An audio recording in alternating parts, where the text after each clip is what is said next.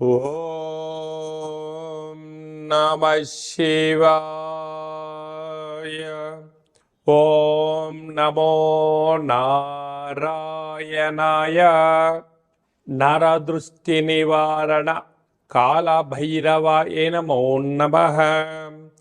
ఓం గణానాం త్వా గణపతిగుం అవామహే కవిం కవీన ముపవస్త్రవస్తవం జ్యేష్ఠరాజం బ్రహ్మణాం బ్రహ్మణస్వత ఆన శృణ్వన్నోతిభిస్సీదసాదనగుం శ్రీ మహాగణాధిపతయే నమః. హరి ఓం. మా ఛానల్కి స్వాగతం. చూస్తున్న వీక్షకులకు ప్రేక్షకులకు ప్రియ కాల భైరవ భగవద్బంధులకి స్వాగతం పలుకుతూ మమ్మల్ని ఎంతగానో ఆదరిస్తూ ఉండబడినటువంటి ప్రియ సోదర సోదరి మనులకు అందరికీ కూడా శ్రీ పరాభవనామ సంవత్సర తెలుగు ఉగాది పండగ శుభాకాంక్షలు. తెలుగు ఉగాది పండగ సంవత్సరాంతము కూడా అందరికీ శుభాన్ని, జయాన్ని, ఐశ్వర్యాన్ని, ఆనందాన్ని, ఆరోగ్యాన్ని ప్రసాదించాలని మనం కూడా మనసారా కోరుకుందాం.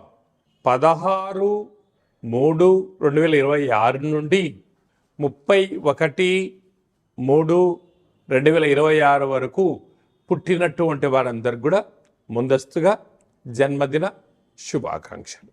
గతంలో వివాహం చేసుకున్న వారికి వివాహ వార్షికోత్సవ శుభాకాంక్షలు. ద్వాదశ రాశుల్లో గ్రహ గమనాలు వీక్షింపచేద్దాం. మిథున రాశిలో దేవగురు బృహస్పతి సంచార స్థితి, సింహరాశిలో కేతు సంచార స్థితి, కుంభరాశిలో కుజ బుధ రాహు సంచార స్థితి, మీనరాశిలో ఏడాది తర్వాత రవి భగవానుడు శని భగవానుడితో కలిపి శుక్ర సంచార స్థితితో ద్వాదశ రాశుల్లో గ్రహ గమనాలు ఈ విధంగా ఉన్నాయి.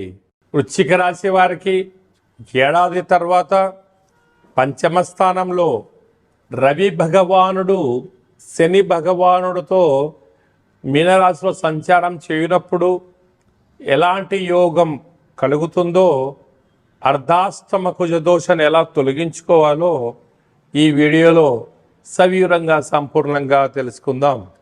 వృశ్చిక రాశిలో ఏ నక్షత్రాలు వస్తాయనగా విశాఖ నక్షత్రంలోని చివరి పదం 4వ పాదము, అనురాధ నక్షత్రంలో 4 పాదాలు, జ్యేష్ఠ నక్షత్రంలో 4 పాదాలు కలిపితే వృశ్చిక రాశి. రాశాధిపతి కుజ భగవానుడు.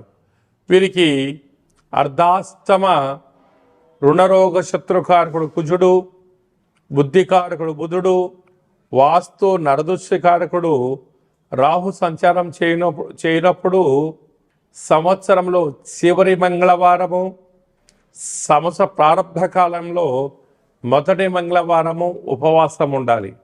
వీటి వల్ల కుజదోషము, సర్పదోషము, నాగదోషం తొలగిపోతుంది. లేకపోతే రుణ సమస్యలు, రోగ సమస్యలతో విలవిలలాడే పరిస్థితి ఉంటుంది.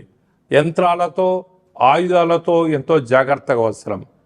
బైక్ ప్రయాణం చేసేవారు తప్పగా హెల్మెట్ పెట్టుకోండి. కారు ప్రయాణం చేసేవారు తప్పగా సీట్ బెల్ట్ కూడా పెట్టుకోండి. ఏడాది తర్వాత రవి భగవానుడు మీనరాశిలో కలత్రకారకుడు శుక్రుడు, ఆయుకారకుడు శని సంచార స్థితిలో ఉన్నప్పుడు నూతనంగా వివాహమైన వారికి పుత్రికా సంతాన యోగము, పిల్లల యొక్క చదువులు, అభివృద్ధి, కొత్త వాహనాలు, బంగారు ఆభరణాలు, షేర్లు క్రయ విక్రయాలకు ఇది అంత సరైన సమయం కాదు. అంటే ఆనందంగా ఉన్నట్టే ఉంటుంది, ఏదో తెలియని ఒక అశాంతి, ఏదో తెలియని ఒక ఇబ్బందికి గురి చేసే పరిస్థితి ఉంటుంది. కనుక బ్యాంకు లావాదేవీలు చాలా జాగ్రత్తగా ఉండాలని చెప్పి జ్యోతిర్విజ్ఞానం కూడా తెలియచేస్తుంది. అష్టమ గురు సంచార స్థితి ఉన్నప్పుడు ప్రతిరోజు తప్పక సూర్య నమస్కారం, సూర్య భగవాన్కి అర్ఘ్యం వదిలిపెట్టడం, సూర్యాసనాలు. అష్టమ గురు సంచార స్థితి ఉన్నప్పుడు దత్తాత్రేయ స్వామి యొక్క దర్శనం, శివాలయంలో రుద్రాభిషేకం, వీలైతే గోమాతకు పచ్చటి గడ్డిని కానీ ముందు రోజు నవధాన్యంలో నానబెట్టి అలాంటి ఆహారాన్ని ఏర్పాటు చేయడం వలన గ్రహదోషం కలుగుతుంది. రాజ్యస్థానంలో కేతు సంచార స్థితి ఉన్నప్పుడు ఉద్యోగ మార్పు, స్థల మార్పు, గృహ మార్పు కనబడుతున్నాయి. కనుక ఓపిక, పట్టుదల, సహనము, సత్ప్రవర్తన చేత మీరు రాబోయేటువంటి గడ్డు కాలాన్ని ముందే తెలుసుకొని సమయస్ఫూర్తి చేత ఉండగలగాలి. స్వయం వృత్తులు, సేవా రంగాలు, వ్యాపార కార్యక్రమాలు ఆచరించే వారందరూ కూడా ఎంతో సమయస్ఫూర్తి అవసరమని చెప్పి గమనించాలి. మార్చి మాసంలో ద్వితీయార్థంలో ముఖ్యమైన పండుగల గురించి క్లుప్తంగా, సవివరంగా, సంపూర్ణంగా తెలుసుకుందాం. 17వ తారీఖున సోమవారము, తెలుగు సంవత్సరానికి చివరి సోమవారము, మాస శివరాత్రి సందర్భంగా మహాదేవుడికి రుద్రాభిషేకం చేసుకోవడము యోగదాయకం అని చెప్పి గమనించగలగాలి. అలాగనే 18వ తారీఖున బుధవారము, అంటే మంగళవారంతో కూడుకున్నటువంటి అమావాస్య, బుధవారం రోజు కూడా అమావాస్య ఛాయలు కొనసాగుతూ ఉన్నాయి. కనుక మనము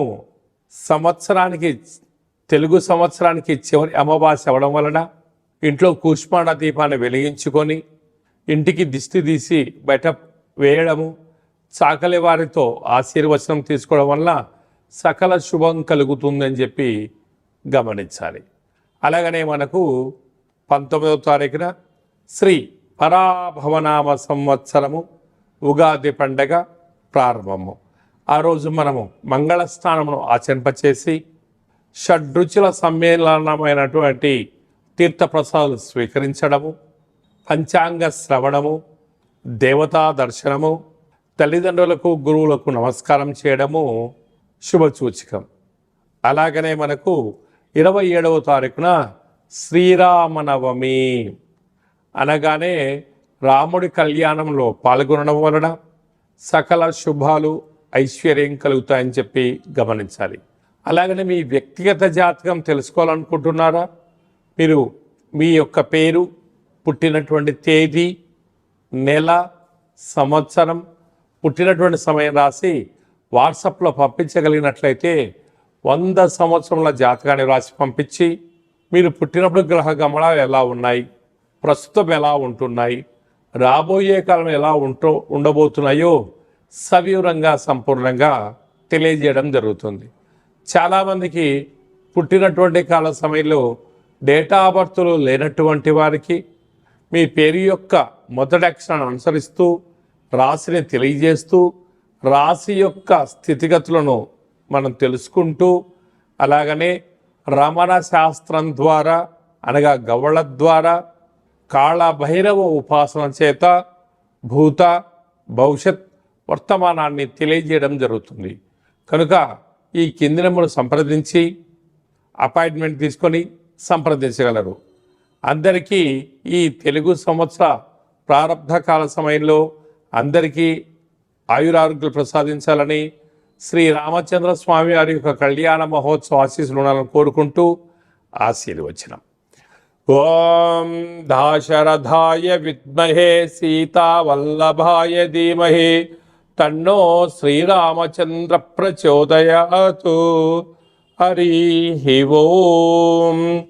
శతమానం భవతి శతాయు పురుష సతేంద్రియ ఆయుష్యేవేంద్రియే ప్రతిష్టతి. ధనం ధాన్యం బహుపుత్రలాభం శత సంవత్సరం దీర్ఘమాయు. శ్రీ పరాభవనామ సంవత్సరాంతం ఆయురారోగ్యం, ఐశ్వర్యం, అనుగ్రహం, ప్రసాద సిద్ధిరస్తు. తదాస్తు. ఈ వీడియో మీకు నచ్చినట్టయితే లైక్ చేయండి, షేర్ చేయండి. మా ఛానల్ యొక్క ఆధ్యాత్మిక వీడియోలు అందరికన్నా ముందుగా మీరు చూడాలి అన్నట్టయితే గంట సింబల్ ప్రెస్ చేసి ఈ యొక్క భక్తి సమాచారాన్ని భగవద్బంధులకు, మిత్రులకు, స్నేహితులకు చేరవేసి హిందూ ధర్మాన్ని కాపాడండి.